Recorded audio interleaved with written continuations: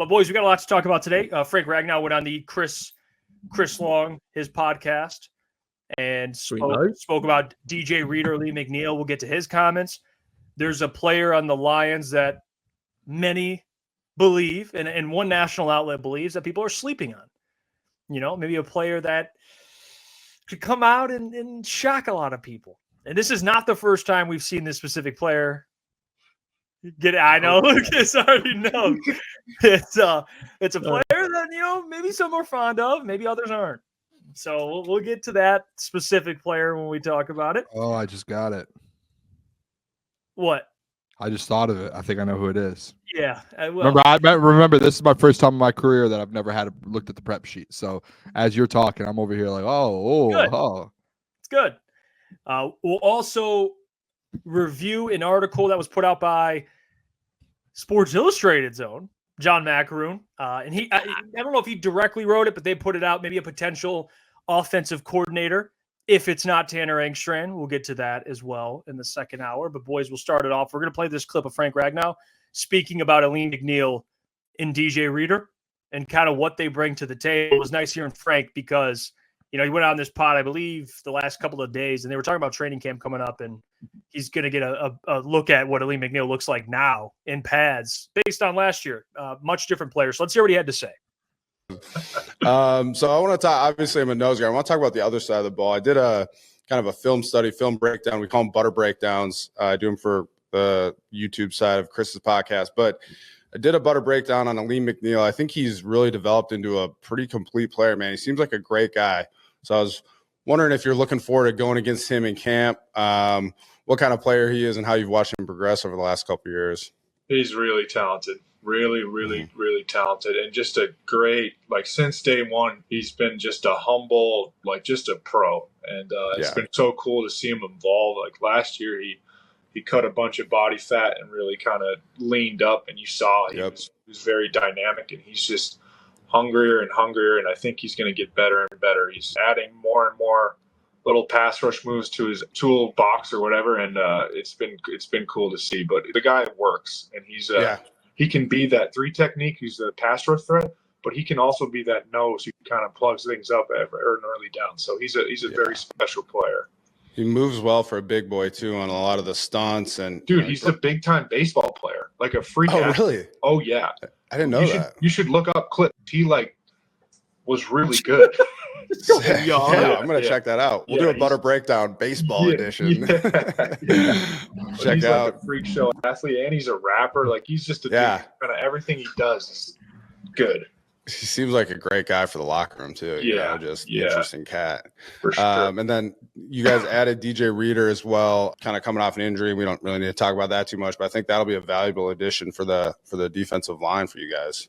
Yeah, I'm looking forward to seeing him. He's been a guy I've respected in this league for a while, and he just does it the right way. And everything I've heard about him as a person too has been phenomenal. So I'm excited to have him on the team. And then, the fact that he's just a really, really good football player. You put those two on the interior, it's going to be pretty cool. Yeah, and I'm sure you played against him when he was with the Bengals or whatever. I haven't played him. Well, you hear him there, and I guess, to Derek's point, he must be on that Lucas internet plan, at least when you're in the garage. When you're in the garage. Yeah, we've addressed the issue. We've addressed the issue. But no internet issues the last 20 minutes. And Frank's in the house. So, hey, Lucas, you got him there. You got him there. But I didn't really hear anything that was false there. I want to add this because we talked about it the other day without DJ Reader potentially if Project Martin plays a lot more. Do you think maybe you could play Alim McNeill at nose tackle and then put someone else alongside him, maybe like Levi Onwuzurike? Oh, here we go. Or Mekhi Wingo, someone like that, someone with that type of stature. Maybe you could put him in nose. If you're going to put Alim at nose, I think that's a perfect position to put Josh Pascal at the 3 tech. I mean, I know he's a little undersized, but either I get what you're saying. You could even if you put Alim at nose tackle, honestly, just because of his size, even slide Marcus Davenport down there and put James Houston at edge. I think there's a lot of ways that you can do it, but at least while DJ Reader is out, I would still prefer Alim to be that 3 tech just because to Chris's point, he's so good at doing both, and I feel like that's where he really flourishes. What about Mekhi Wingo? I mean, I'm fine like if Makai's in there, but I think Josh Pascal, like it's time to see what he's got, and I think I think he truly has shown glimpses compared to guys like Levi. I think Josh Pascal has definitely shown more, and I do think that he's a guy that can really show out, especially with Terrell Williams in there. So I'm excited to see what he can do. I think he's a guy that can create a lot of problems with just his speed compared to some of the guards and centers in the NFL. Yeah, he's certified supply chain professional. Says Levi was Chris Sims' #1 defensive tackle coming out. Oh, who does Chris Sims do a show with? Mike Florio? Mike Florio. Yep. Mike Florio. It's not Chris Sims' fault. It's not Chris Sims' fault. Mike Florio. Yeah, I like. Hey, Mekhi Wingo has. He's going to be that. Well, depending on what happens with Alim, I assume they'd bring him back. But even so, even if there's an injury, he's someone that can definitely.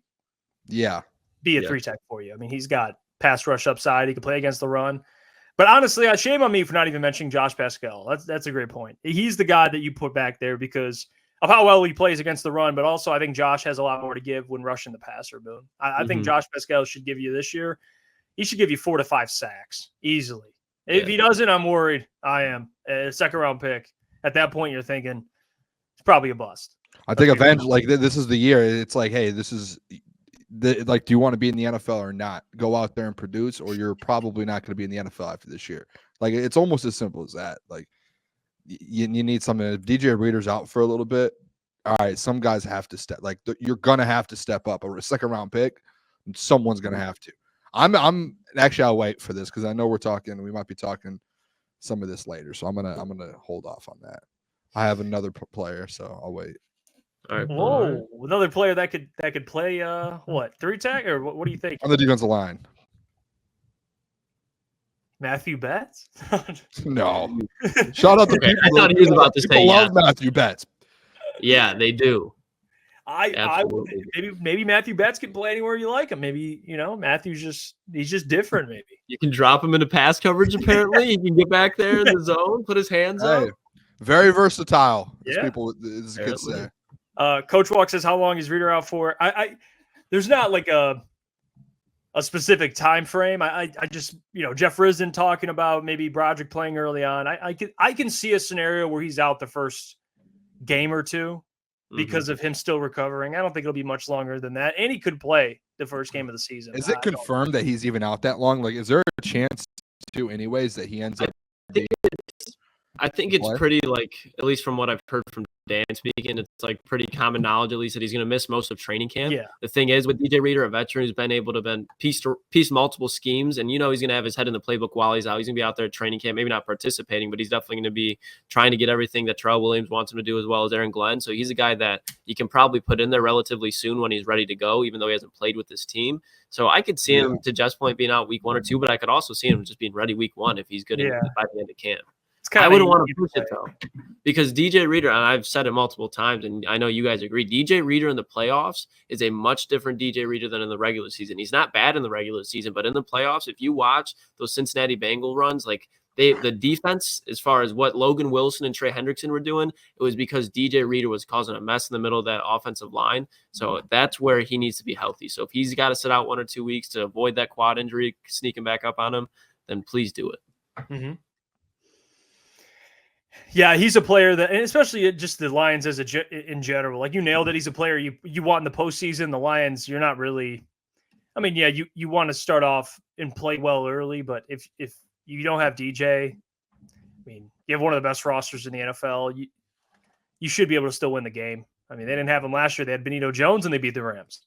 Yeah, I'm not too worried if DJ Reader's out. I think it's like having DJ Reader just makes you that much better inside. Like it just helps you out. Like you were able to do it with Benito. I think those guys that you have guys on this roster that are you need to step up, and it's like eventually they're going to have to, and you've been waiting for it. So I think it actually gives guys opportunities.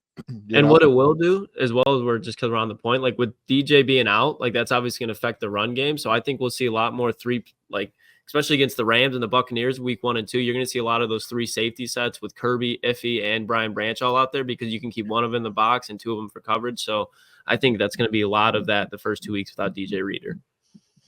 Yeah, and if Alim McNeill plays as well as we all expect him to this season, then, I mean, especially that first game, you're not going to have DJ, but, I mean, we're expecting big things out of Alim, and I think Frank kind of talked about that a little bit there with just his potential. I mean, he's a guy that should get you anywhere from 6 to 8 sacks this season, potentially more. I don't know if he'll be a double-digit sack guy, but he should get you 6 to 8 sacks easily. I would have in a loved contract year. Not that, players are going to say it doesn't matter. It always matters.